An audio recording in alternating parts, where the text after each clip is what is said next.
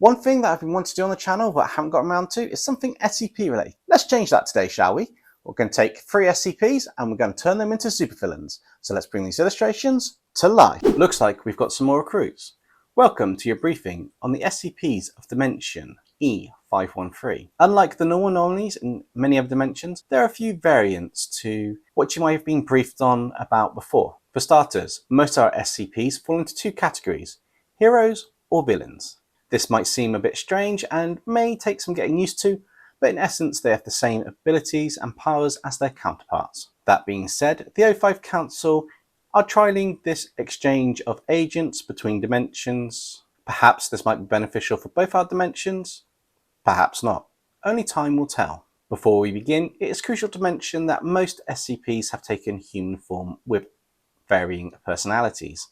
For example, our first file is on SCP-006. According to records shared from your foundation, I believe it was designated Fountain of Youth. In our dimension, SCP-006 is known as Liquid Rewind. This is due to abilities to reverse the aging process of anyone she wants to with her water-like powers. Sound familiar? It should do. I'm afraid our variant is a Kelter-class supervillain. Although we have methods of countering and containing SCP-006, the fact that her body is made of living water has meant our agents are often caught unawares when dealing with this threat. SCP-006 wasn't always a supervillain, and at one point she was classed as safe. The ability to reverse the aging process was used to help heal injuries and extend the lives of those who made great strides in E513 towards advancements that benefited mankind. That was until the Chaos Insurgency managed to capture and exploit the kindness of SCP-006, using her abilities to extend the life of its ruling members and high-ranked agents over several centuries. Records uncovered from a Chaos Insurgency outpost detailed how SCP-006 was subjected to various forms of torture using electrical currents, intense heat, being split apart and stored in containers in various rooms, as well as much more cruel and inhumane, for lack of a better word, experiments. Due to this, it's not surprising that SCP-006's mental state underwent a vast and drastic change. The records recovered go on to tell how SCP-006 suddenly snapped one day after being exploited and escaped. SCP-006 left a wake of corpses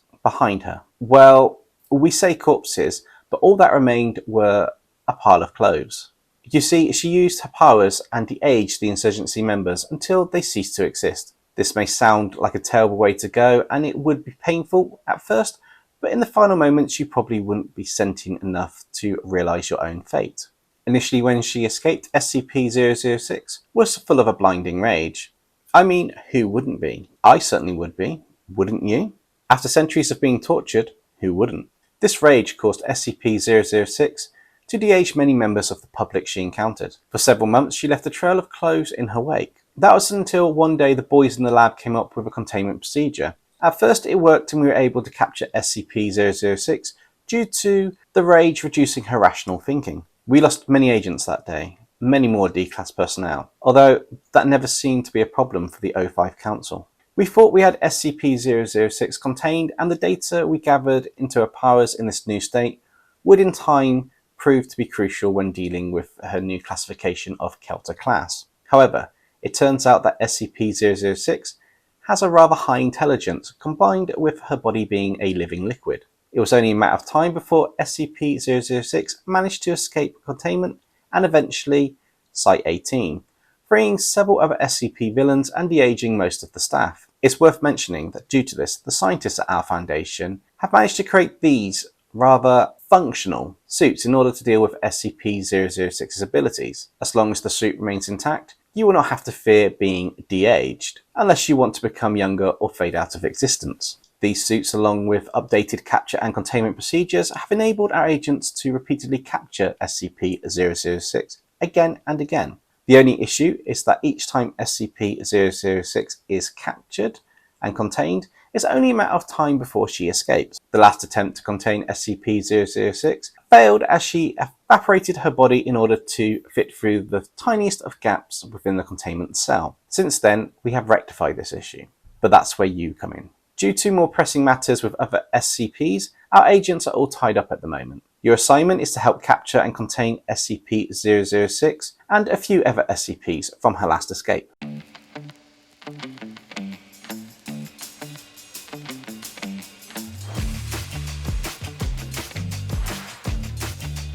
Looks like you're all caught up on SCP-006, and the capture and containment of her was absolutely amazing. Looks like it was a blinder of a move you pulled off to capture her. Really saved the day. Maybe we can keep you indefinitely here in E513. I'll speak to the O5 Council, put in a good word for you. Until then, your next assignment is SCP. Now where is that file? Here it is. As I was saying, your next assignment is SCP-009. I think in your dimension it is called Red Ice and is Euclid class. Here we refer to it as SCP-009 Crimson Blood and its class Kelter. The reason for this classification, much like SCP-006 Liquid Rewind, SCP-009 Crimson Blood is a sentient humanoid variant, possessing the same abilities as its counterpart from your world, with the added factor of being humanoid and sentient, making containment of SCP-009 rather difficult to say the least. As the file states, SCP-009 needs to be contained at a constant temperature of -1 degrees or less. This is due to a rather unique interaction of physics on SCP-009. For some unknown reason, SCP-009 has the rather unique reversal of solid states of matter. This means that the cooler the temperatures, the more gaseous the body of SCP-009, making him a crimson cloud that can turn the cells and bodies of anyone who come into contact with it into a statue frozen in red ice crystals. Ironically, the hotter the temperature, the safer one will be. SCP-009 Crimson Blood becomes like a frozen statue. In order for this state to be maintained, it must be kept away from any water source, as it can use that to attack its victims.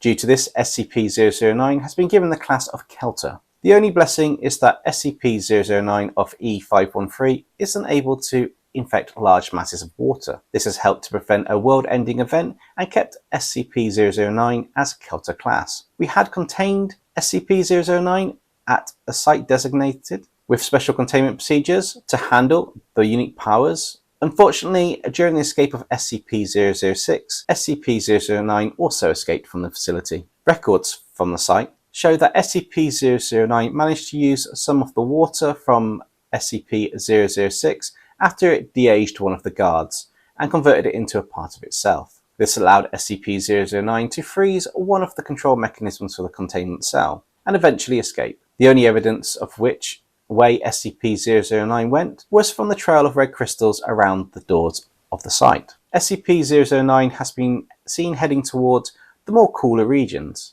We suspect this is in order to turn into a gaseous cloud and infect as many people and creatures as possible. Thankfully, due to the current temperature and it being summertime, SCP-009 was slow in making progress towards the more mountainous areas where the cooler temperatures would aid his plans. The Foundation currently has eyes on him 3 hours from the nearest region. What makes SCP-009 difficult to contain is the triple threat of the states his body can become. The easiest and most containable is the frozen state, when the temperature is hot enough. That being said, imagine trying to contain someone when you have to keep them at around 200 degrees. Guarding SCP-009 requires special suits to help keep you cool enough to carry out the tasks. The only problem is that if the suit gets damaged or leaks cold air, it can allow SCP-009 to become mobile again. This SCP requires the utmost care when handling at all times, and should be noted that thanks to many D-Class personnel, the Foundation was able to come up with these containment measures.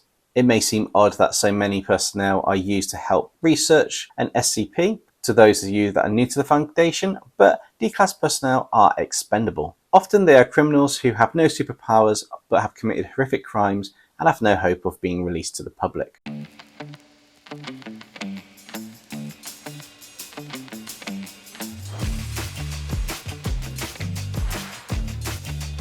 Now that we have those 2 Kelter class villains out of the way, it's time for another one. Our final SCP for today is SCP-770 Nuclear Slime.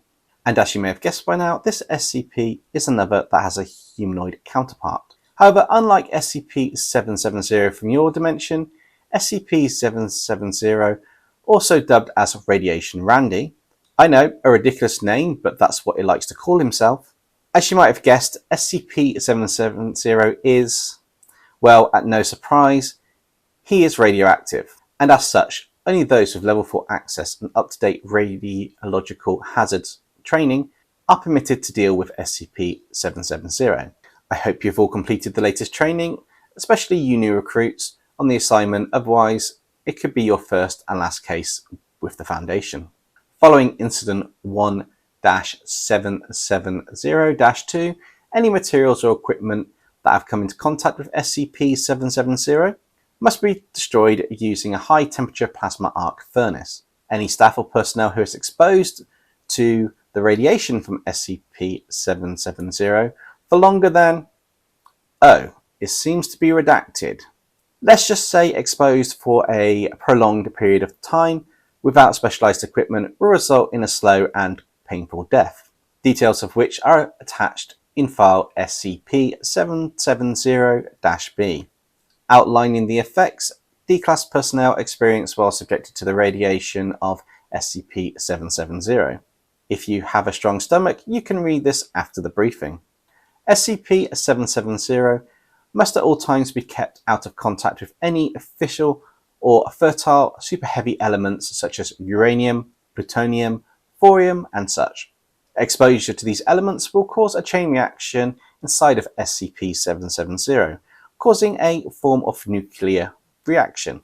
The end result is these elements become more stable, however the reaction allows SCP-770 to generate heat in excess of 1200 degrees centigrade.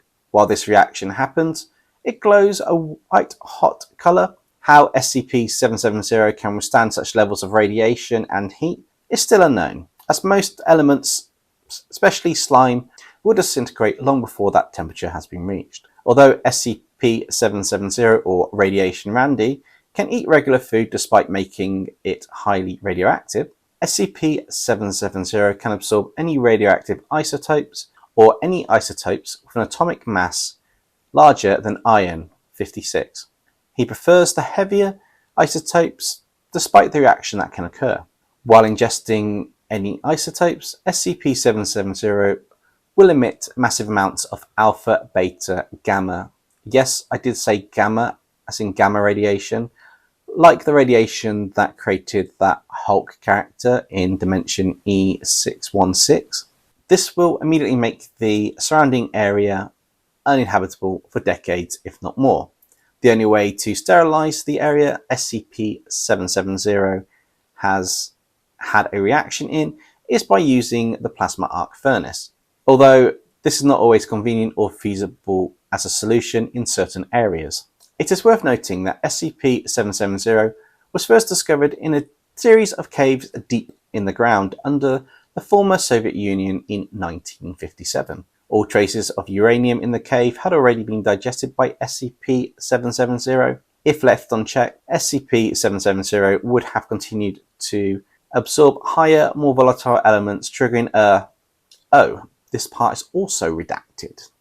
Let's just say that this would have been an extremely lethal event, possibly at best an Apollyon event. However, due to the measures in place and efforts of the Foundation, SCP-770 is now classified as Kelter. Even if escaping the facility, SCP-770 can be found with modern tracking systems before it can reach a populated area.